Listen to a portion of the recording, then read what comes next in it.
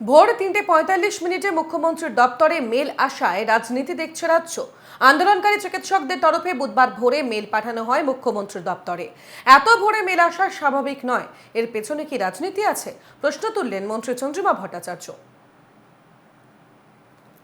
সেই মেল কে কেন্দ্র করে একটি মেল আসলো সিএমওতে ভোর 3:45।